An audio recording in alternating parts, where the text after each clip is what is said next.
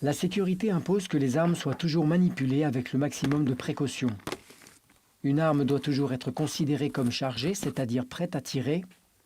Une arme ne doit jamais être dirigée vers quelqu'un. Avant de manipuler une arme, on doit toujours s'assurer par un contrôle visuel et physique qu'elle est mise en sécurité.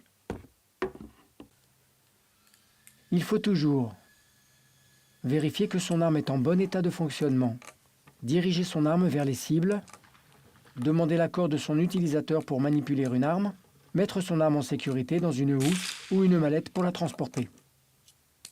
Il ne faut jamais effectuer des visées en dehors du pas de tir, sauf si une zone d'échauffement est prévue à cet effet. Fermer ou manipuler brutalement une arme, laisser une arme sans surveillance, se déplacer avec une arme à la main, qu'elle soit vide ou approvisionnée, c'est-à-dire contenant une ou plusieurs munitions.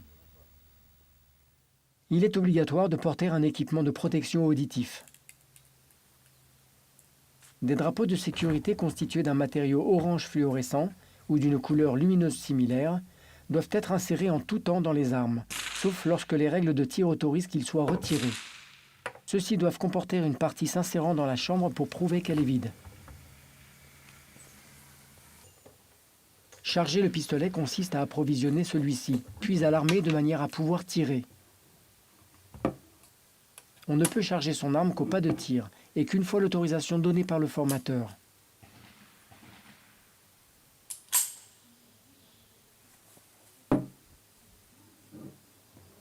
La mise en œuvre de la position inversée dite de sécurité consiste pour le tireur à se positionner à l'envers sur son poste de tir, épaule gauche vers les cibles, tête regardant à droite du poste de tir.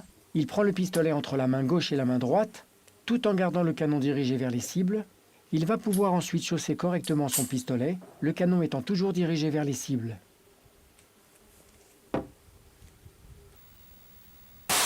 Décharger le pistolet est l'action de rendre inactif celui-ci en cours ou en fin de tir, en procédant aux opérations suivantes. Enlever le chargeur, bloquer la culasse en position ouverte, vérifier qu'il ne reste pas de munitions dans la chambre, insérer le drapeau de sécurité dans la chambre, poser l'arme sur la tablette, le canon dirigé vers les cibles. La mise en sécurité du pistolet est impérative. À chaque arrêt momentané des tirs et sur demande du formateur, à la fin de chaque séance de tir, avant toute opération de contrôle, de réparation ou de nettoyage, avant son transport ou son stockage.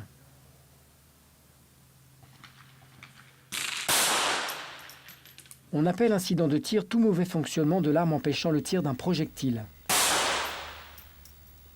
L'incident de tir est une situation que rencontrera obligatoirement toute personne pratiquant le pistolet à 25 mètres.